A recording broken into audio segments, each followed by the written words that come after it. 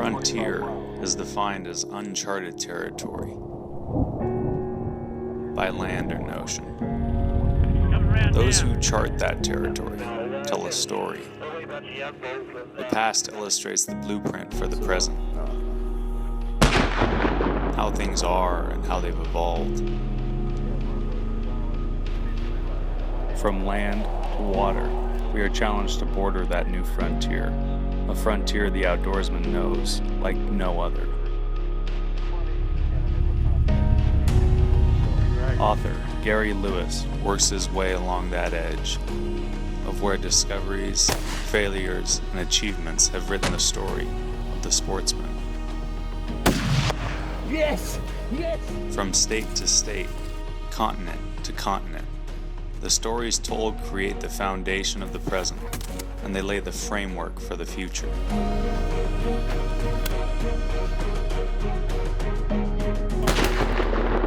Through the muzzle fire and on the stone are stories from the edge. Water is the most important thing as far as Indians are concerned, 'cause that's life. The past is written, the present is here, and this is Frontier Unlimited.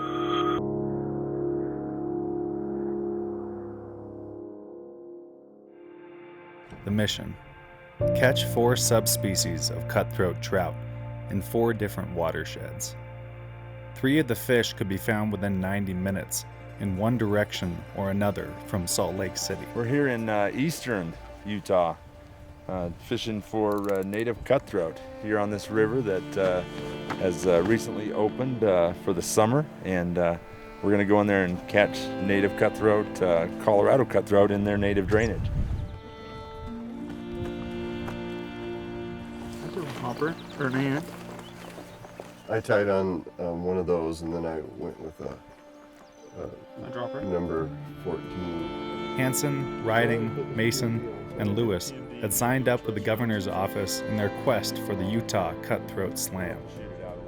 I think we're going to be successful. This river is definitely known for having in it. It even has a closure to protect them while they're spawning. We should be seeing some caddis and some little yellow sallies coming off, and there'll be all kinds of subsurface action probably as well. As soon as we got out of the truck and opened the doors, a grasshopper jumps into the truck. Right, yeah, yep. Terrestrials are very prominent this time of year. And I brought a stringer so we can just...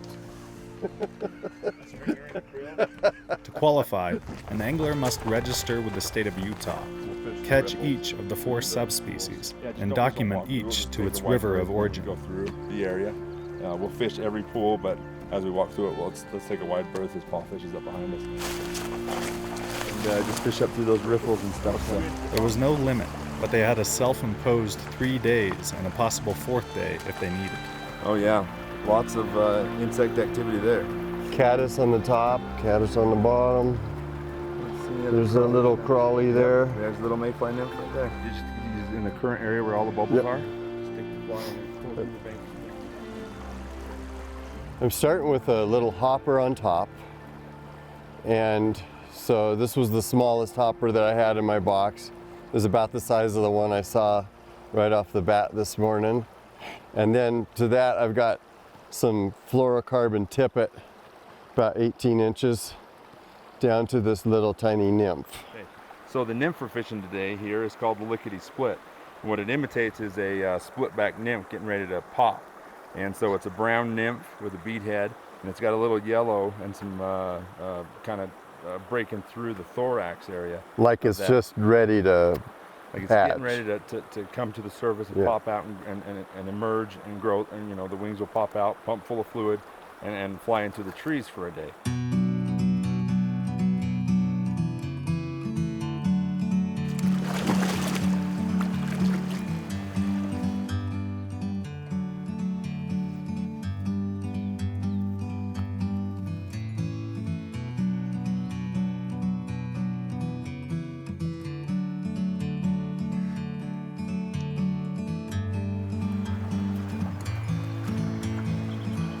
There's our little cutthroat. That's about as small as we're gonna go probably. Good job. Good job. There's your Colorado. Probably some bigger ones though. Yeah. Let's try to Get this out of the beaver dam here. Good thing here, we like to work our way up. Yes, I know. So, you know, baby steps? Yep. We're just taking baby steps and we're getting some beautiful fish.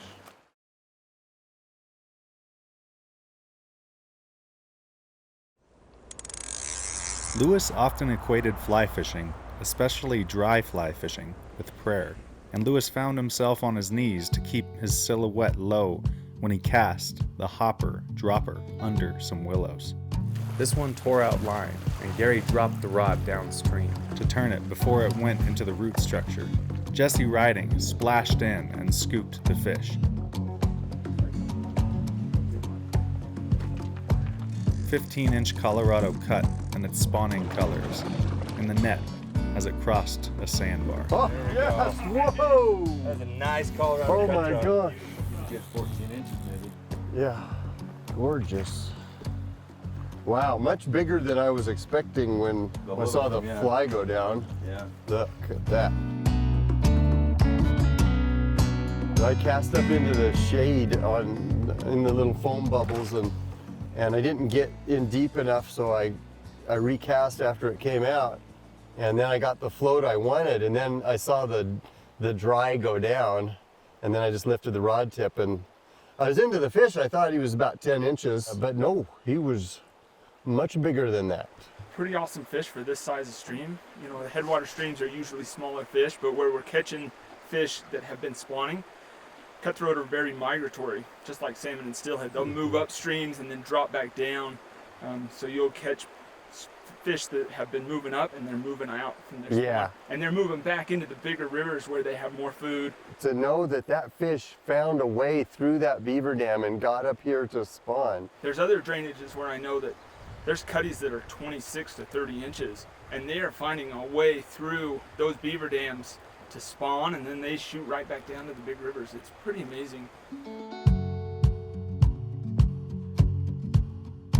It was Brooks' turn next, and soon he could count a Colorado cut to his credit.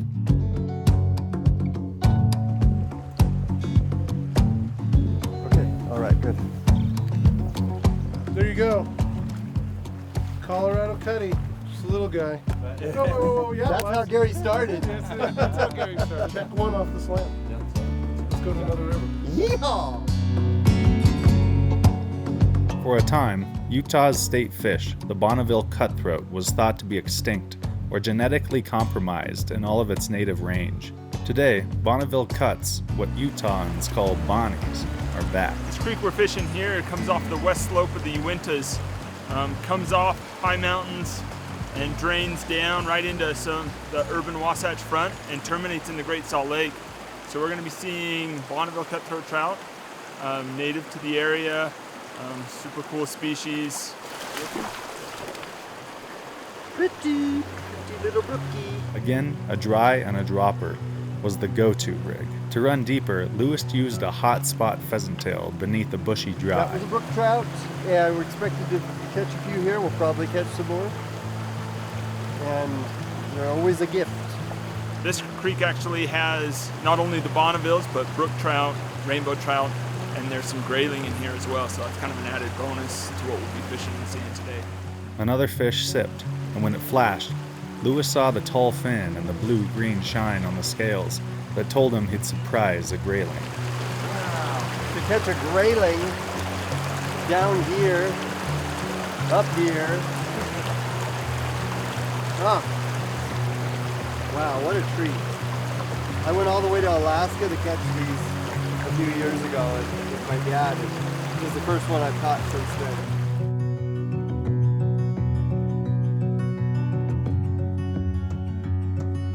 With both knees wedged into a rock, Lewis worked the dry and the dropper from the waterfall down, saw the dry plunge, and set the hook on a fine Bonnie. It's my Bonnie. Oh man, gorgeous. It's a little jewel. Yes, yes, yeah. That is awesome. Thanks. Nice fish. Thanks for being there with the net. Wow. As soon as I saw it was Bonnie, I'm like, I'm in. were- Whether I'm on you were my back or diving I don't in. care. The state counts over 40 streams, lakes, and reservoirs where Bonnies may be bewildered and bemused by a fly fisherman. with vivid parr marks along its body and characteristic of Bonneville cuts. Like, got him out of there. Yeah. And a great fish too. It was a You good know, fish. This is a gorilla chubby Chernobyl. That's what I caught the grayling on. And then back here, 18 inches back, is the money fly, which is the pheasant tail. But it's a pheasant tail with a bead head and an orange hot spot. And so it gives it a little bit more visibility, something a little extra. Who knows, they eat it.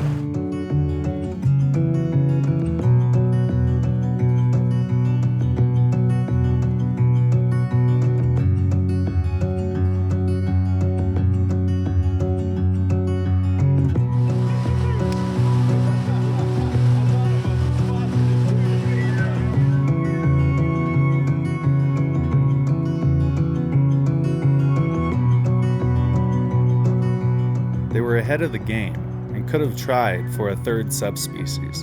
Instead, they stopped for a shore lunch, chicken cordon bleu on a Camp Chef stove, and went downstream to fish up again.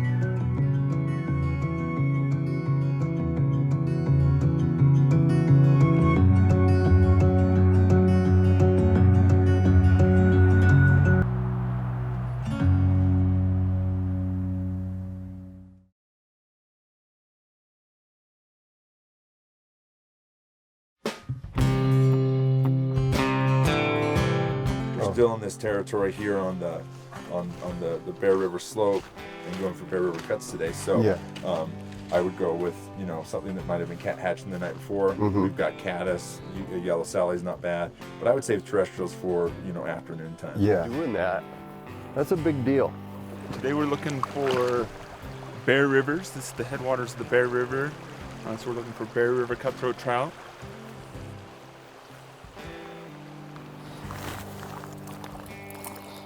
Brookie, I think. Yep. Pretty, pretty, pretty. Woo. On this little Casino Royale, it's got a black brass bead and some peacock herl, which is always a confidence booster for me. Peacock is just magic. Oh, got him. There's a cutthroat. Mitchell. Is it? Is it? Yeah. Oh, yes, yes. Not bad, not bad. I had a grab. You saw that grab just right Yeah, we did see before. the grab. Yeah. Yeah, look at that.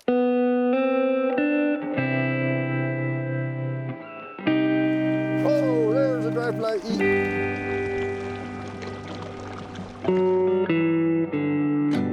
So that's 3 out of the 4 for the Utah Cutthroat Slam now.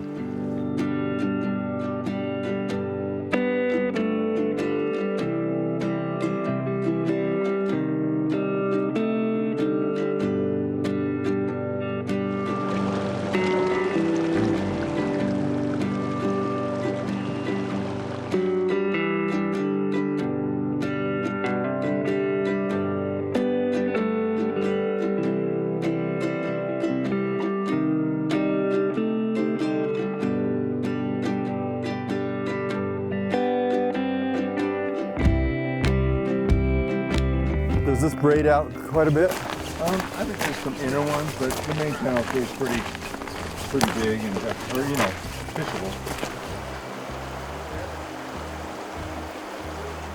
I just switched to this little ant pattern, and it's one that Paul developed here. It's called the Wingman, and it's got a pretty decent profile when you look at it from below, but boy, do you really spot it when it's floating. Beautiful.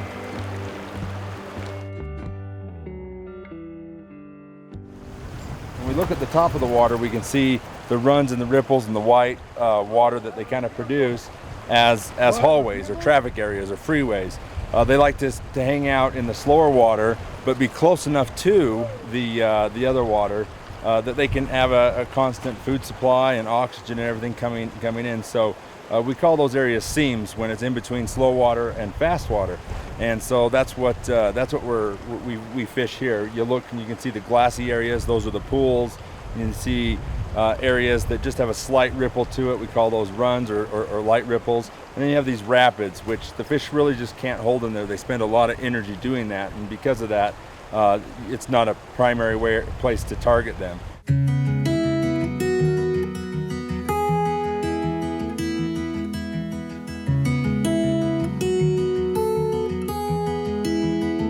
Man, Brooks. Way to game it. Oh, got him. The fish that we're really trying to catch here are the Colorado subspecies that we got on the first morning, and we're just taking this afternoon to enjoy them a little bit. As long as a creek like this is managed properly and people treat the resource right, it's going to be fishing for the next generation and the generation after that.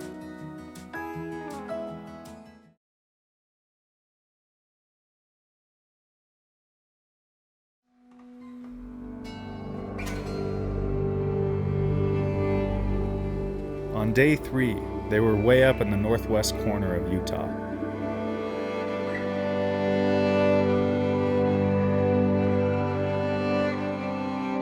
There's enough water there. I'm dead certain there's fish in there. So we're fishing these streams here for the Yellowstone cutthroat, and the streams are extremely small, kind of overgrown, and so the key here would be to fish dry flies. The water isn't deep enough to dredge it with a nymph or a dropper, so we're going to fish dry flies, and particularly small dries. You could certainly do small hoppers, you could do small ants and things of that nature. I like doing just a little small parachute mayfly like this one, the purple nurple. It's a great attractor mayfly nymph, good visibility on the water, and it is small enough so that even the smallest fish, when they hit it, they're going to get stuck by it in their mouth, and we'll be able to land them. So I like fishing my dries in tandem. So I'm finishing up tying on a winged ant right now. Saw some flying around in the car as we drove in. It's sagebrush hills and lots of grass, so grasshoppers and flying ant combination, about 18 inches apart. Okay, so I'm starting with a Muddler Minnow, and that's this fly here. It's just an old traditional favorite, but I'm not using it because it's my favorite. I'm using it because it's the fly for fishing in a culvert. There's enough water running through this culvert, and there's rocks and some brush that's gotten caught in there too. So there's definitely habitat. It's cool in there all the time. That's why there's, oh, got one. Got one. Oh, dog. Jesse, I had a big one on. how far did you get it up in there? You just let it drift? I was in 25 feet. Oh wow. Yeah. So he's got somewhere in like the 150 species range on this. On this fly, yeah. Hook. Yeah. It's a multi-species fly. It's patterned after a woolly bugger, essentially. Yeah. It's as its namesake says, it's a deadly shiner. Yeah. Lewis often equated fly fishing, especially dry fly fishing, with prayer. And Lewis found himself on his knees to keep his silhouette low.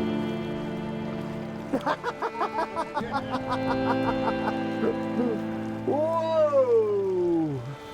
Woo! Good looking one too. Nice colored up. Yeah. Just brilliant cuts on it.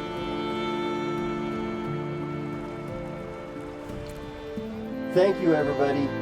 Hey, Gary. Thank you, guys. Good done. Good job. Good job.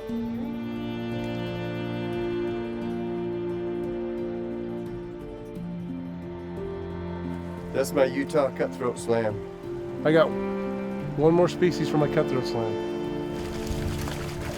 I'm stuck. I lost him. Oh. He went off right there. That was a big fish.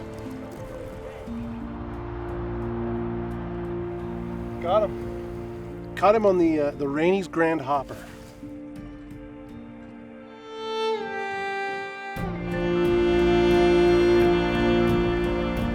We've been all over the state of Utah, it seems like to me. I mean, I don't know how many hundreds of miles we've driven in 3 days. And we've got 4 different subspecies, plus we caught the brook trout, grayling, mountain whitefish, and a cutbow. But these are really cool. They're just native, and they were here before the rainbows and the brookies and the grayling. Yeah. I mean, these are These are the originals. These are the fish. I'm a Utah native, Mm-hmm. and by me committing to say, hey, I want to do the cutthroat slam, I got to fish water that I'd never fished before. And you never would have otherwise. Yeah. Yeah. And we're not targeting like great big monster fish. We could have done that. We could have, but Yeah. instead we're targeting like these, like you said, Yeah. these awesome native fish that are like native to this area, native to the drainages that we're fishing, Yeah. where they are the species that really define define the whole this. ecosystem of this area. People that have lived here their entire lives have never come. We'll never see. And will never see. Yeah. If there's nothing over here to draw them. Yeah. Sagebrush hills and a ditch. Yeah. Like, if you talk to any angler and be like, I went over here, they'd be like, there's no water over there. Yeah. It's pretty amazing that there's water and there's fish that have lived here. Yeah, Yeah. and they're healthy fish. Yeah, healthy. Beautiful, healthy fish in nice cold water. So Yeah, it's really cool.